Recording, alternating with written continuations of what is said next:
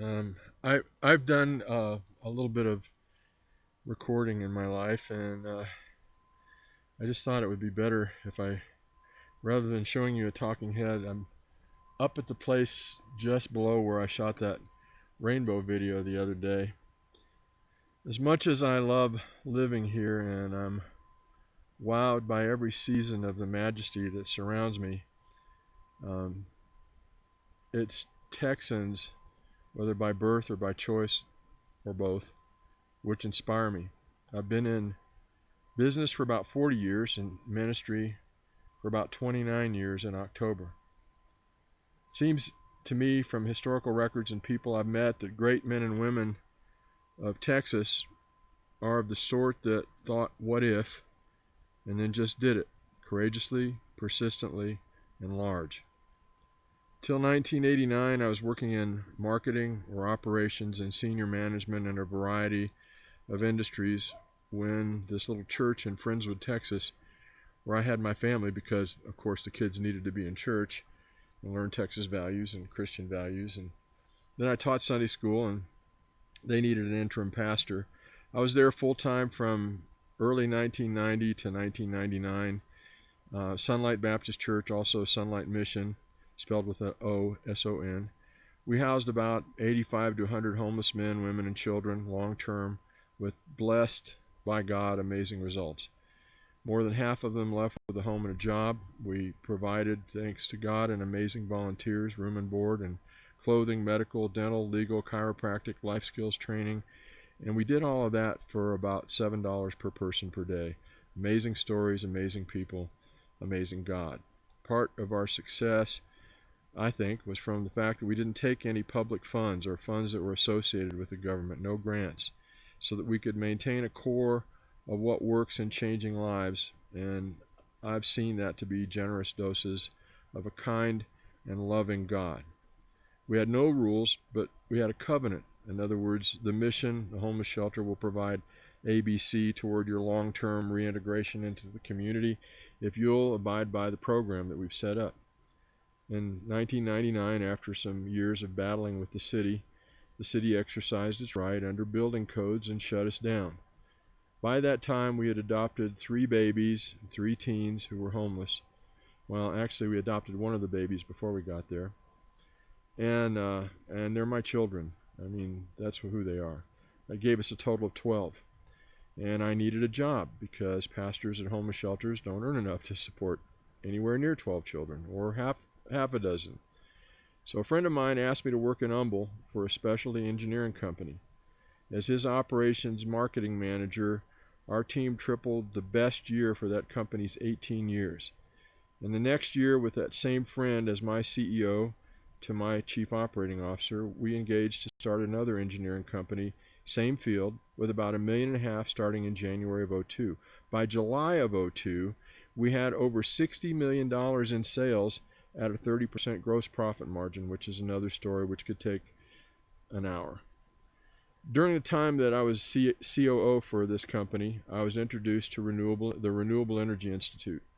Back when TXU was planning on implementing 11 coal-fired power plants in Texas, and there were protests launched, and since I was a student child of the 60s and 70s, protests sounded cool, and so I got involved. I found out later that, another rabbit trail, that TXU had bought a couple of coal-fired power plant equipment decades earlier, and they knew that people would gripe, so they said they were going to build 11 so that they could build 1 to 2. Anyway, that's a pretty verified rumor, but I'll leave it at that. I met a lot of inventors with the Renewable Energy Institute, various energy and sustainable building technologies, and that became a passion for me. After the engineering company that I had started with my friend, which we lost due to a hostile takeover, I lost $12.5 million and a $240,000 a year salary. I helped another energy engineering company launch into this engineering space, and about 2008, 2009, it hit in the middle of our capital raise. Investors withdrew, and we lost everything, as in everything, except Jesus and courage. I realize now that was part of God's plan. My wife was discouraged, and understandably so. The children were grown, so she left our place in Galveston County and went to Odessa to take care of her mom, who was in declining health. I fought for a year to hold on to the remnants of our life in Galveston County, and then I just joined my wife. As the Lord opened doors, I was on a couple of praise teams in Odessa, Texas, and then one in San Angelo, and we were gradually encroaching on West Texas. During this time, I also continued my work with Christian and community groups who were working with homeless. With a vision for reopening a shelter in Galveston County and several other cities that have also expressed an interest. But where do we get the money? So back to business for a minute. Also during this time, I continued my work with inventors and technologists, I helped develop economic development plans for Lake Charles, Louisiana, Port of Lake Charles, and for Toledo, Ohio, centered around the renewable energy tech manufacturing, but it was nothing long-term, and really the tech was still becoming cost-effective. Back to ministry for a minute. In 2013, I became friends with a pastor and family in Pakistan, and they began to be persecuted intensively when the wife joined a political action group to defend Christian values and stand up for women's rights. By 2014, the threats had gone from beating to kidnapping the two teenage daughters to eventually a death threat against the entire family, and they asked me to help. I had no idea what to do. So as my old CEO would have said on tough days, Mike, it's come down to this, we're going to have to pray. So I did, and I was led to write the U.S. ambassador to Pakistan. They knew the family, as the grandfather had been part of the government and when it was more secular, and after a dramatic exit, I met them at Bush Airport in Houston in October 2015, 3 years ago, almost 3 years ago. And as I escorted them to the parking lot, I heard the elder daughter take a deep breath and say to the younger, "Smell that? That's what freedom smells like." Business, back to business. In 2014, I was introduced to a tech company that needed to be set aright. They manufacture a one-of-a-kind in the entire world, one-of-a-kind thermal battery. It stores wasted thermal energy, which can be reconverted back into electricity. I had a retired U.S. Navy commander, Masters of Science in Mechanical Engineering, top 1% of NASA engineers of all time. Take a look at it. And to give you an example, if you put these thermal batteries in a large building of any kind, let's say in Houston, the NRG complex there, it would cut their electric bills by 15 to 20% and maybe as much as 30% or more. And with natural gas powered generators, it reduces the amount of the thermal batteries reduce the amount of natural gas required to generate electricity by 6% or more. After initial successes in Canada with major companies, which if you're interested, I can send you an executive summary, and you can take a look at this. The company executed a poorly launched IPO and almost lost their patents in the process. And so I helped them to raise a little bit of money to pay off their legal expenses and clean up the company. And that was accomplished about 18 months ago. I'm recording this in late September of 2018. Right now, I am their interim unpaid chief operating officer. Great position, lousy pay, but a huge promise. About a year ago, I was introduced to a company in the U.S. that's a private-public partnership. It's a startup run by an attorney who is also a PhD, tenured business administration professor. And their focus is to drive energy and information technology into state and local governments to help curb costs and manage budgets.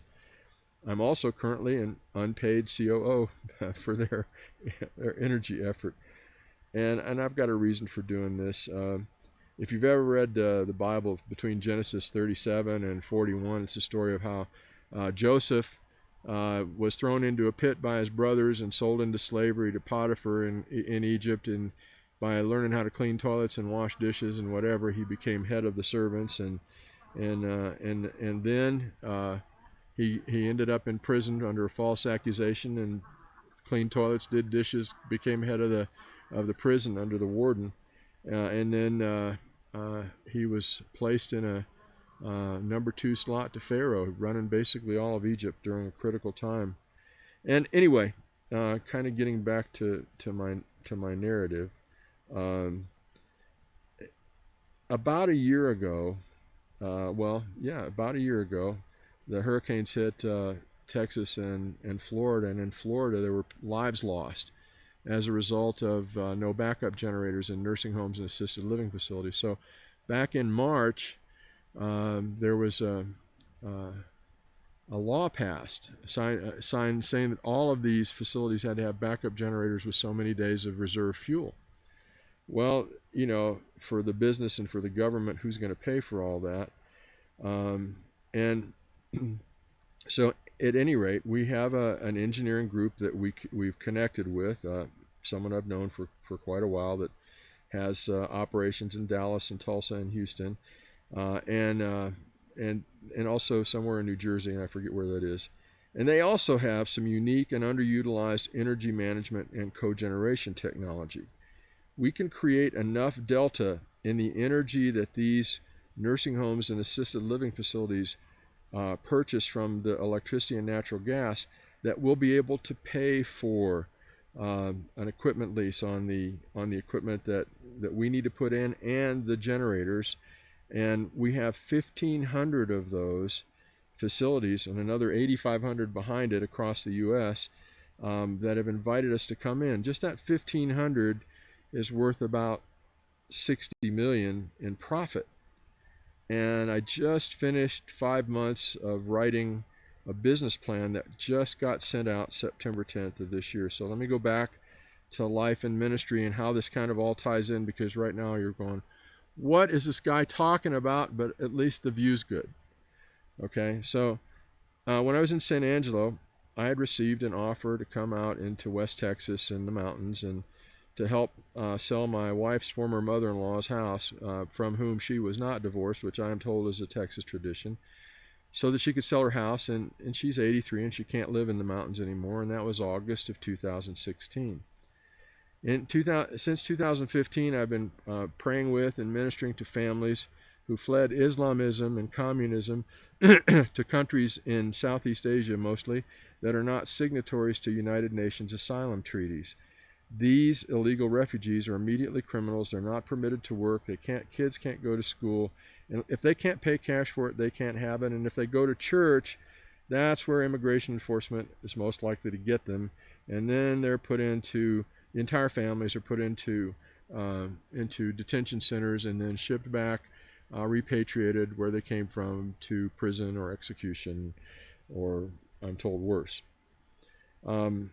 And about a year ago, August of 2017, I was asked to pastor the house that my wife's former mother-in-law had, was sold, and the church here asked me to come and pastor because the former pastor had a lung removed and he couldn't live in this altitude anymore. And up the road from where I live at about 6,200 foot elevation, I can see Big Bend. And for about a year, I drove from where we are in West Texas out to El Paso to take a Vietnam vet for medical appointments.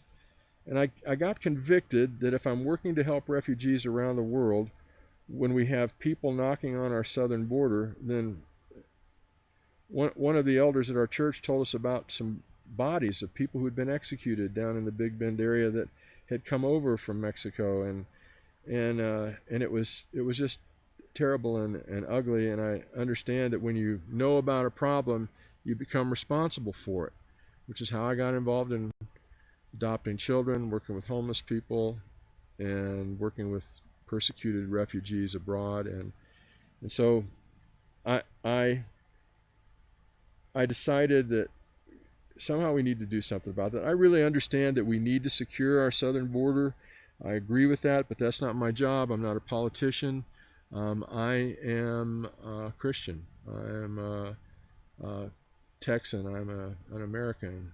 I'm a man of God, and God said we should do stuff about this and not just talk about it, certainly not gossip about it, and certainly not engage in vitriol and diatribe, yelling at each other over political positions. Just somebody get off your butt and do it.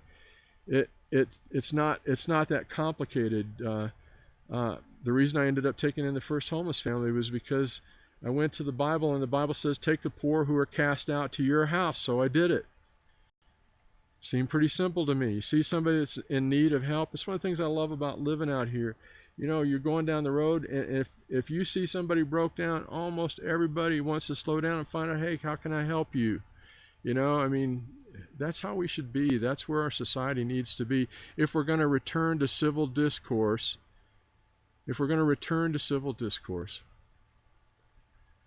then we need to learn how to be kind, and we need to learn how to be loving, and we need to learn how to shoulder responsibilities that we may see as not being ours. So here's the deal. This is what I believe I'm called to do, and this is the plan I'm sharing for you in ministry. And that is to advance 8 long-term transitional living shelters in the U.S., starting with one in Galveston County, where we had ours closed down, and mostly because I feel like I just want to go have the last word and the needs there. We already have a commitment from Canada and other countries, willing host countries, that will take the refugee families, and it'll take about 3 years. It'll take a lot of cash, and we need sponsors in those host countries to take these folks in. And we're looking at doing we're looking at recording a documentary as we raise some funds to be able to call attention to that need. And in all of this, the Lord basically told me that He's going to provide for this from prophets. This is something a message that I had gotten back in 2000, right after the mission closed, that He was going to bring me back into business, and that He was going to create the revenue from the business for us to be able to take care of the ministry responsibilities and needs that we had. And so that's what I see. And just so you know, the other objective we have in ministry is to support churches and parachurch ministries along the U.S. southern border to show God's love to those who have knocked on our door, the door of the United States of America, seeking help, and we'll help them with kindness from heaven and from Texas, which is next door to both Mexico and heaven. And so here's where we are. I'm looking at these two companies, the thermal battery company and the private-public partnership, and we've done this completed business plan, and we're looking at the financial models, and they're both going to be billion-dollar companies by their 3rd year, if you use 5 times the profits as a multiplier. We have the business plan out to several investors, and we are looking at funding for in the next 4 to 6 weeks. For my contracted share of this, we're going to be able to put tens of millions of dollars into these efforts. And my family and my wife and I are going to recover everything that we've lost and then some. All that's left now is for an investor to light the fuse. And everything I've just told you is true and verifiable, and I left a whole bunch out that's untold. And after 40 years in Texas and being married to a Texan, and with a vision like this, I believe I am qualified to be a Texan. To God be the glory. And here's where we are right now, and this may be an opportunity for you. We don't have just a little bit of cash that we need, which is $2.5 million, to launch out and begin to produce this revenue. Just so you know, and you'd see this if you ask for the business plan and you think you have somebody that could help, I'll be happy to send it to you. But $2.5 million will allow us to tap into that waiting pool of business that's worth $60 million, let's say $15 million from in profits in Florida. If we only get a 25% market penetration, I think we'll do more than that. I think we'll do much more than that. And then if we look at across the United States, then we're looking at maybe $100 million in profit. And if we look at the 24,000 of these companies that already want us to come in we're looking at an amount that's over $200 million in profit. That's huge. And that's going to allow me and us to begin to work the teams that we have with Sunlight and with the business opportunities to begin to provide the answers that these people need, to show the kindness. And as a Christian, one of the things I know, it's not a matter of how accurate I am in my theology that draws people to a relationship with the living God. It's the kindness of God shown through me, that and through everybody, that draws people to repentance. Anyway, if you're able to help us find this $2.5 million, there's a fee of $75,000 sitting there. Or you can, if you just have a bunch of money, that $75,000 will sponsor some families immediately into Canada. I mean, we'll be able to start this right away and get law firms working on getting the papers, the passports for all those families over there. We'll be able to start sending resources down into the ministries along the border in Mexico, Texas, New Mexico, Texas, Arizona, California, across the southern border, and we'll be able to set up the return of Sunlight Mission to Galveston County. Like I said, this is all true. It's all verifiable, and if this spoke to you or you like the view, you think you might be able to do something, get back in touch with me. God bless you. Thank you so much for your time.